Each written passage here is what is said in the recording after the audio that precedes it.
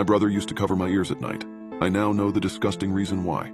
I thought it was normal that my brother would pin me down on my bed and place his hands over my ears while I slept. We would sit like this for hours before he would finally let go. I now know the horrifying reality of what he was doing to me. I never found out why he did this, but the older I got, the more everything appeared to fall into place. My mom and dad were a seemingly happy couple, but I knew they must have been having an argument or a fight. I would soon discover that the real reason was so much more horrifying. I knew Bronnie wouldn't tell me why, so I decided to start spying on my parents. This was something I did every free minute of the day, but I found nothing. The only useful thing I gained from all this wasted time were my mom's favorite railing positions, but there was nothing else. The way they talked to each other made it seem like everything was perfectly fine. The only times I knew something was wrong were when Bronnie would visit and cover my ears. I could have just asked Bronnie what he was doing, but that's not really how a kid's mind works, or at least it wasn't how my mind worked. The way I saw it, I had to make an effort to figure this out on my own, like all those clever young detective nerds on TV. Over the years, I got better at sneaking around the house unnoticed, and I learned how to walk without making any sound whatsoever.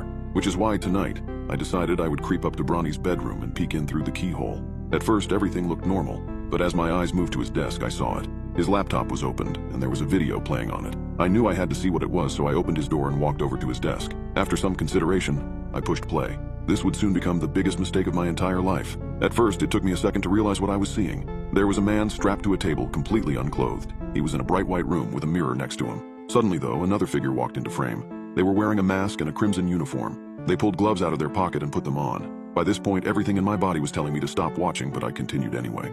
The figure picked up a scalpel from the table and started making large cuts into their flesh.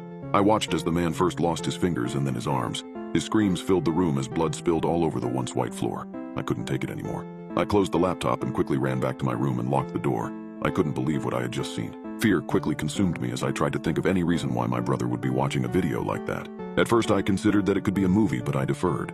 The sounds of bones breaking and flesh being ripped through were too real to be from a movie. Maybe he had a reason to explain all of it, but I knew I couldn't ask him. There was only one option I had left. The next morning, when Bronnie wasn't home, I went into the kitchen to speak to my dad. I told him about the video I had seen, and I told him about everything. At first, his face turned to a nervous expression, and it was like he was worried about something. But it quickly changed to one that was more calm and relaxed. "You don't need to worry about that. Bronnie is taking a criminology class this year, and that's just something they have to show people," he said in an innocent tone. "Are you sure though, Dad?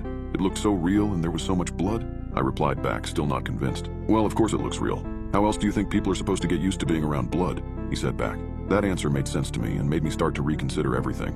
Maybe I was wrong, and maybe it really was just for his college class. I decided to brush it off and just forget about it all. After that talk with my dad, it was like the visits from Bronnie at night stopped. Normally they would happen twice a month, but there hadn't been one in 3 months. That was until tonight. Now usually I would be asleep when he visited, but tonight was different. It was summer break, so I was still awake, handling business in the bathroom, when I heard Bronnie open the door to my